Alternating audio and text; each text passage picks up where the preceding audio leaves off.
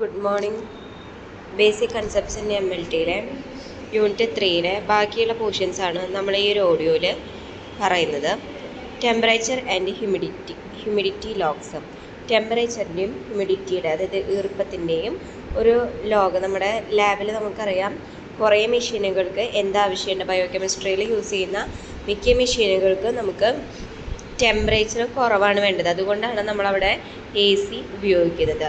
അതുപോലെ തന്നെ നമ്മൾ ടെസ്റ്റ് ചെയ്യുന്നതിന് ആവശ്യമായിട്ടുള്ള കിറ്റുകൾ ഇതെല്ലാം നമ്മളെവിടെയാണ് സൂക്ഷിക്കുന്നത്? താഴ്ന്ന ടെമ്പറേച്ചർ, അതായത് റെഫ്രിജറേറ്ററിലാണ് നമ്മളതൊക്കെ സൂക്ഷിക്കുന്നത്. അപ്പോൾ നമ്മുടെ ലാബിൽ കുറേ സാധനങ്ങൾക്ക് ടെമ്പറേച്ചർ, അതായത് നമുക്ക് കൂടിയ ടെമ്പറേച്ചറിലൊന്നും നമുക്ക് അതിനെ വെക്കാനായിട്ട് പറ്റില്ല. കുറഞ്ഞ ടെമ്പറേച്ചറിലാണ് വെക്കുക. അതുപോലെ തന്നെ നമുക്ക് കൾച്ചറിന് വേണ്ടിയിട്ടുള്ള സാമ്പിളുകളൊക്കെ നമ്മൾ റെഫ്രിജറേറ്ററിലൊക്കെ കയറ്റിയിട്ടാണ് വെക്കാറുള്ളത്. പെട്ടെന്ന് കണ്ടാമിനേറ്റഡ് ആവാതിരിക്കുന്നതിനൊക്കെ വേണ്ടിയിട്ടാണ് സാമ്പിളുകൾ നമ്മൾ ഫ്രിഡ്ജിൽ വെക്കുന്നത്. പിന്നെ നമ്മളിതുപോലെ തന്നെ the environmental temperature effect your instruments and or test kit. The laboratory room temperature must be checked and record daily. നമ്മുടെ ഇൻസ്ട്രുമെൻറ്റ്സിനാണെങ്കിലും അതുപോലെ തന്നെ ടെസ്റ്റ് ചെയ്യുന്ന കിറ്റുകൾക്കാണെങ്കിലും അവർക്ക് അതിനനുസരിച്ചുള്ള ടെമ്പറേച്ചർ വേണം എന്നതുകൊണ്ട് തന്നെ നമ്മൾ ലാബിനുള്ളിലെ ടെമ്പറേച്ചർ എല്ലാ ദിവസവും ഡെയിലി ചെക്ക് ചെയ്ത് റെക്കോർഡ് ചെയ്യേണ്ടതാണ്. അതുപോലെ തന്നെ prior to testing QC or patient specimens. In addition, temperature of any temperature dependent equipment must be monitored and recorded daily.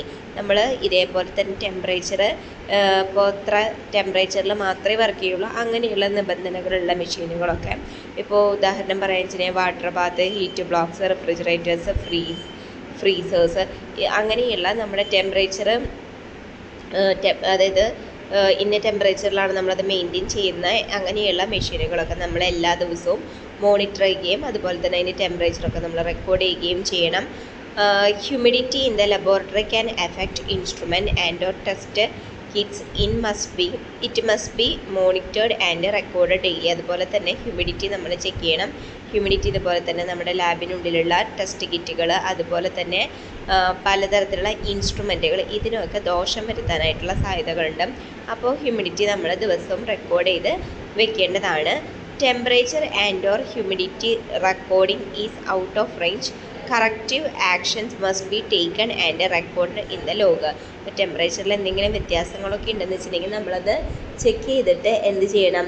നമ്മൾ റെക്കോർഡ് ചെയ്യുകയും നമ്മുടെ ലോഗിനുള്ളിലൊക്കെ റെക്കോർഡ് ചെയ്യുകയൊക്കെ വേണം. നെക്സ്റ്റ് പറയുന്നത് ടെസ്റ്റ് ട്രാക്കിംഗ് സിസ്റ്റത്തിനെ കുറിച്ചിട്ടാണ്.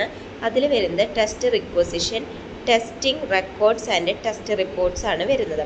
അപ്പോൾ ടെസ്റ്റ് ട്രാക്കിംഗ് സിസ്റ്റം എന്ന് പറയുന്നത് എന്തിനു വേണ്ടിയിട്ടാണെന്ന് വെച്ചാൽ നമ്മുടെ ലാബിൽ വരുന്ന സാമ്പിളുകളെ കറക്റ്റായിട്ട് നമ്മൾ ട്രാക്ക് ചെയ്യുന്നതിന് വേണ്ടിയിട്ട് നമുക്ക് അതിൻ്റെ ആദ്യത്തെ ഘട്ടം മുതൽ അവസാനം വരെ നമ്മുടെ ലാബിൽ നിന്ന് റിസൾട്ട് പോകുന്ന വരെയുള്ള കാര്യങ്ങൾ കറക്റ്റായിട്ട് വരുന്നതിന് വേണ്ടിയിട്ടാണ് നമ്മൾ ഈ ഒരു ടെസ്റ്റ് ട്രാക്കിംഗ് സിസ്റ്റം എന്ന് പറഞ്ഞിട്ടുള്ള ഒരു സംഭവം കൊണ്ടുവന്നിട്ടുള്ളത്. ഈ സിസ്റ്റത്തിൽ നമ്മൾ ടെസ്റ്റ് ഫോം എപ്പോഴാണോ കൊടുത്തിട്ടുള്ളത് അതിൻ്റെ ടൈം മുതൽ നമ്മുടെ സ്പെസിമെൻ പേഷ്യൻറ്റിൽ നിന്ന് വാങ്ങിക്കുന്നതും അതുപോലെ തന്നെ അത് നമ്മുടെ ലാബിനുള്ള അനലൈസ് ചെയ്യുന്നതും മുതലായ എല്ലാ കാര്യങ്ങളും നമുക്ക് ട്രാക്ക് ചെയ്യുന്നതിന് വേണ്ടി പറ്റുന്നു. റിസൾട്ട് വന്നു കഴിഞ്ഞിട്ടുണ്ടെങ്കിൽ ഉടനെ തന്നെ നമുക്കത് ഫിസിഷ്യന് റിപ്പോർട്ട് ചെയ്യാനായിട്ട് പറ്റുന്നു. Misidentification and or mislabelling of specimens and or requisition are 2 of the most common laboratory errors. നമ്മുടെ ലബോറട്ടറി എറേഴ്സിൽ പറയാനായിട്ട് പറ്റാവുന്ന കാര്യങ്ങളാണ് തെറ്റായിട്ട് ഐഡൻറ്റിഫൈ ചെയ്തിട്ടുള്ള സാമ്പിളുകൾ, അതുപോലെ തന്നെ നമ്മൾ ലാബിൽ ചെയ്യാത്ത സാമ്പിളുകളൊക്കെ നമുക്കിതുപോലെ തന്നെ നമ്മുടെ ലാബിൽ വരുന്ന എറേഴ്സ് മൂലം വരുന്നവയാണ്. And can have disastrous effect on patients. Test requisitions before the laboratory performs a test. An authorized person must submit a requisition in either written or electrical form. അപ്പോൾ നമുക്ക് ടെസ്റ്റ് റിക്വസിഷൻ എന്ന് പറയുന്നത് നമുക്ക് ലാബിലേക്ക് test ചെയ്യുന്നതിന് മുൻപ് നമുക്ക് doctors എഴുതി തന്നിട്ടുള്ളതോ അല്ലെങ്കിൽ ഇലക്ട്രോണിക് ആയിട്ടുള്ള ഫോമിലോ നമുക്കൊരു റിക്വസിഷൻ കിട്ടുന്നു. അപ്പോൾ ആ റിക്വസിഷൻ കിട്ടിക്കഴിഞ്ഞിട്ടുണ്ടെങ്കിൽ അതിൽ നോക്കിയുള്ള ടെസ്റ്റുകൾ നമ്മുടെ അവിടെ ഉണ്ടെന്ന് വെച്ചിട്ടുണ്ടെങ്കിൽ അവിടെ ഉണ്ട് ആ ഒരു ടെസ്റ്റ് എന്ന് വെച്ചിട്ടുണ്ടെങ്കിൽ നമ്മൾ ആ ടെസ്റ്റ് ചെയ്തിട്ട് റിസൾട്ടുകൾ കൊടുക്കുന്നു. ഓക്കെ, നെക്സ്റ്റ് നമ്മൾ പറയുന്നത് upon receipt of a specimen, the laboratory must record the following on the requisition. നമ്മുടെ റിക്വസിഷനിലുള്ള എന്തൊക്കെ കാര്യങ്ങളാണ് നമ്മുടെ ലാബിൽ റെക്കോർഡ് ചെയ്യുകയെന്ന് വെച്ചിട്ടുണ്ടെങ്കിൽ പേഷ്യൻറ്റിൻ്റെ യുണീക്ക് ആയിട്ടുള്ള ഐഡൻറ്റിഫിക്കേഷൻ, അതായത് നമ്മുടെ പേഷ്യൻ്റെ പേര്, അതുപോലെ തന്നെ ഡേറ്റ് ഓഫ് ബർത്ത്, പിന്നെ എന്താണ് ആസഷൻ, ക്ലയൻറ്റ്, അതായത് 2 forms of identification are usually required.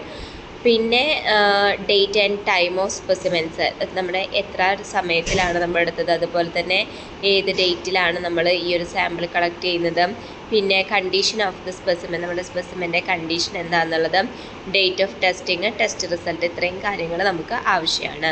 Next പറയുന്നത് ടെസ്റ്റിംഗ് റെക്കോർഡ്സിനെ കുറിച്ചിട്ടാണ്.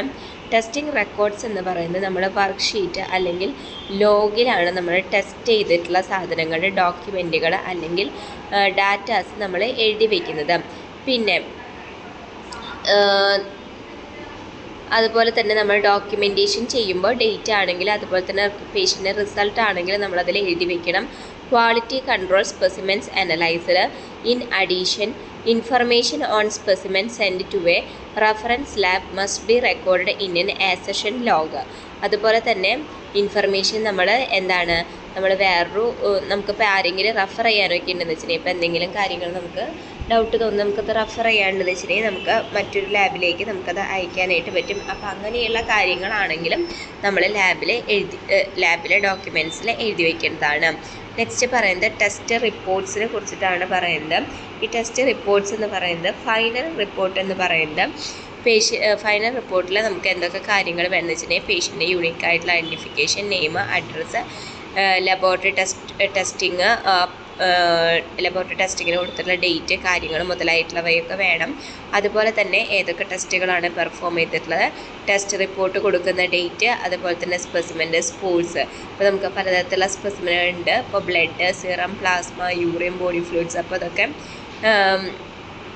എത്ര സമയത്തിനാണ് എടുത്തതെന്നുള്ള കാര്യങ്ങൾ, അതുപോലെ തന്നെ ടെസ്റ്റ് റിസൾട്ടുകൾ and reference or normal ranges. Test റിസൾട്ടുകൾ വേണം, normal reference or normal ranges.